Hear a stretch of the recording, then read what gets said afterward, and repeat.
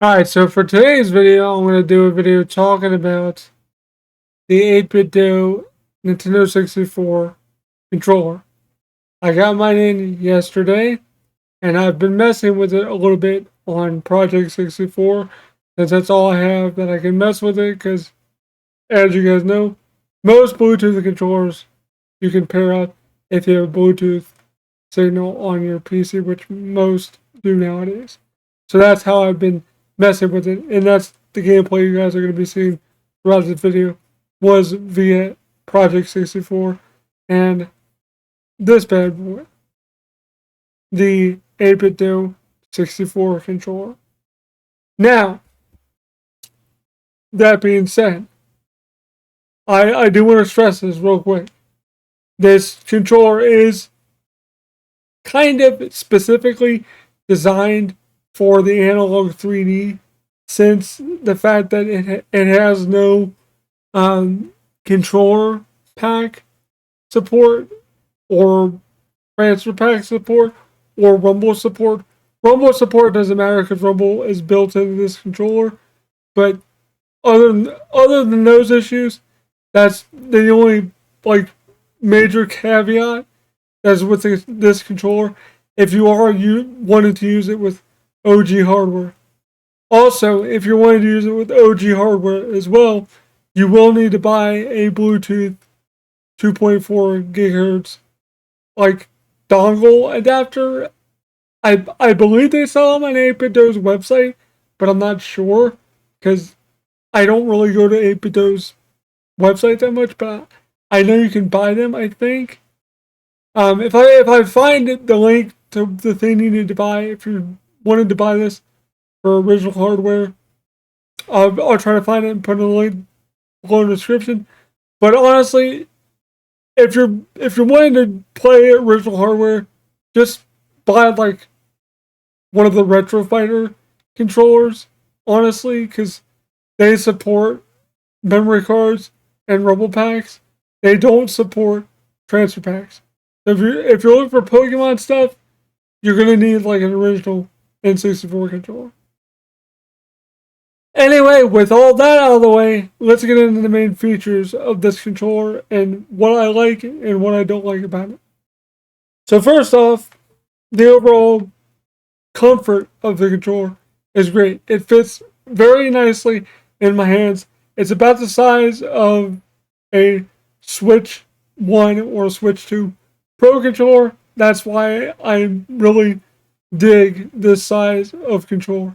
And as you guys can see, the buttons layout is very similar to an N64 controller.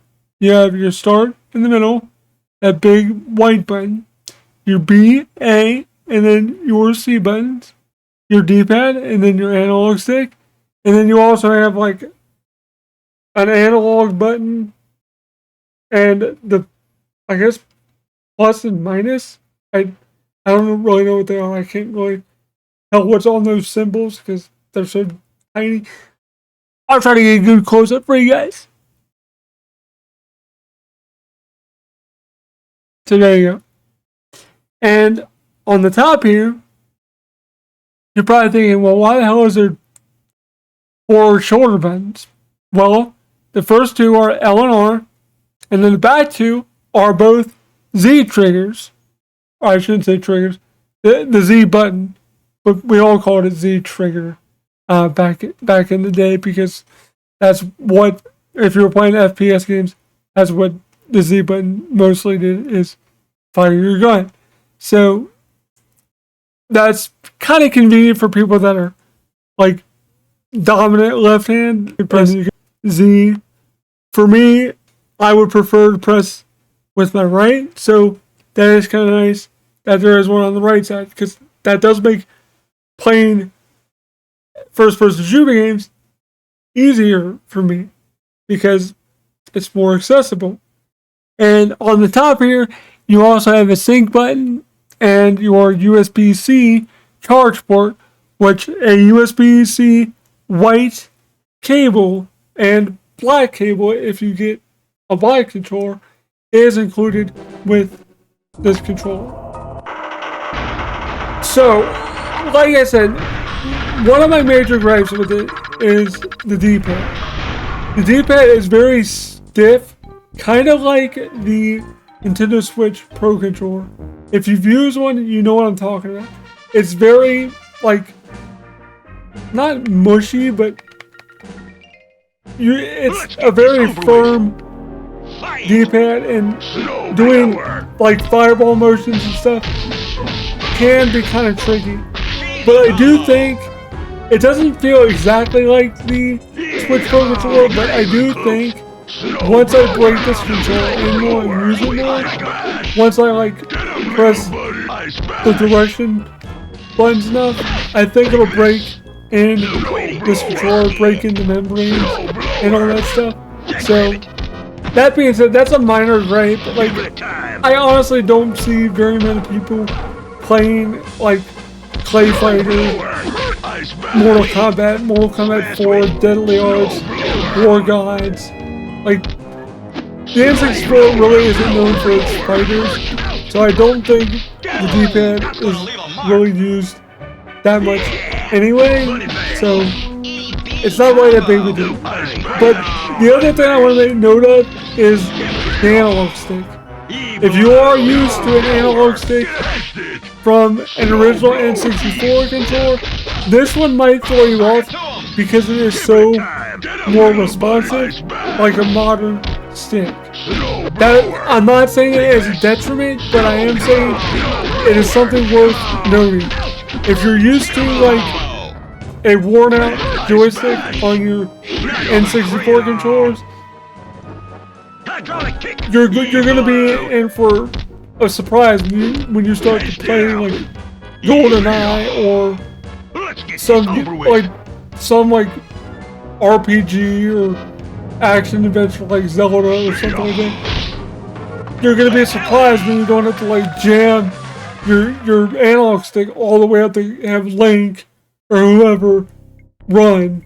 Like it'll just happen, and it's very fluid.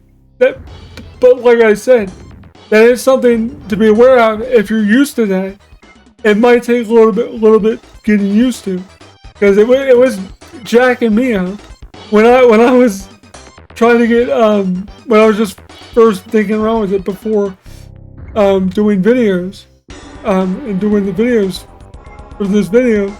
I was just kind of dinking around with it, and I was like, wow, it's actually a really smooth analog stick, and I need to stop messing up and pressing the wrong directions or going too far down when I don't mean to press down, when I'm just trying to press left, and I accidentally pressed down as well.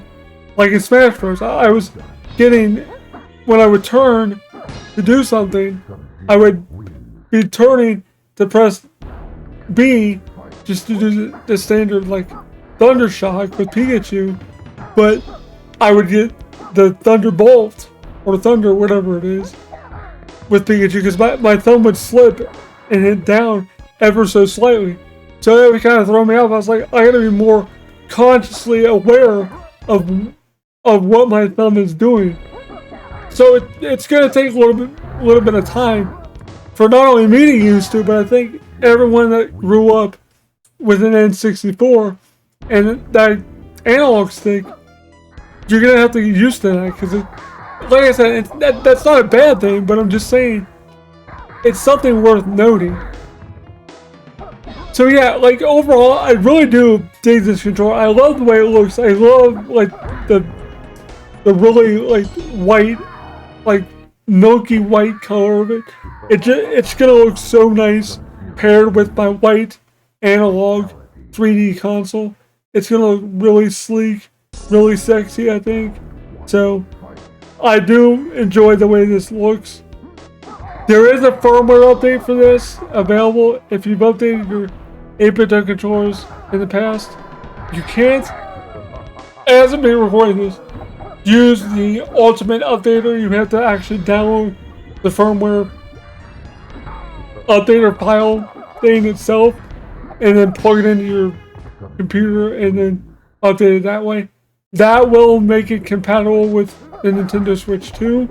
Because right out of the box, it comes with firmware 1.0.0, and that's not compatible with Switch 2. Because you gotta remember, these controllers were made before the Switch 2 was released. So they probably released like a hot fix when these got shipped out. So you will have to update your controller if you buy one. I doubt like new batches will come pre-installed with 1.02 installed, but just in case, I'll leave a link below in the description where you can get it. For some reason, it wasn't opening up in my web browser, so you might have to try Edge or Firefox to get it to open, but once you open it, it will have an executable file. You run it, and then you just basically patch in the .dat file to the controller, and then you're off and running, ready to go. It's super easy, super simple. Anyway, that'll do it for me today. This controller is super solid. Can't wait to play it on the Analog 3D itself. I am still kind of skeptical about the Analog 3D. I don't know how well the FPGA implementation will be, but I guess I'll find out in a few weeks, hopefully, when I get it, because it should be coming out in August. Hopefully it does, because if not, this controller is not going to get much use out of me, because I don't play emulators too much anymore. My emulation box is right over there. It's my analog pocket, so usually don't play too much emulation anymore. So with that out of the way, hope you guys enjoyed this video. Thanks for watching. Thank you guys so much for watching. Hope you guys enjoyed this video. If you did, please leave a like, comment down below, subscribe, hit the bell button, share this video, all that good stuff. Anyway, that'll do it for me today. This has been RollingWithKevin, and I'm rolling out. Thank you all for watching this video. If you did like it, don't forget to leave a like, comment down below, subscribe, click the bell button for all notifications so you get notified if I go live, post a video, post on my community page, or anything like that if YouTube does notify you. Sometimes it doesn't always do it, but hopefully it does for you guys. Anyway, thank you guys so much for supporting my Patreon. Shoutouts go to my patrons: Sonny Silva, Catfish Cat, Lee Fernay, Team Dale, Elliot Scott, Mac and Dude, Preliab, Harry Fernandez, William Scott, AJ Gottawa, Oliver Frederick, Lynn Ernhorn, Marcus Malahi, Brianna, Nuclear Reactive Man, Rebecca H., Just Good Enough, Gorgon Koluskovic, Justin M. Daggins, Daniel Childs, Patrick Oliver, and Harold Huckabee. Thank you all so much. I really do appreciate it. If you do want to support the channel, it's only $1 a month. That's all I ask. It really does help with the channel a lot to keep this going. Thank you guys so much. I really do appreciate it. I hope you guys enjoyed this video. And this has been RollingWithKevin, and I am rolling out.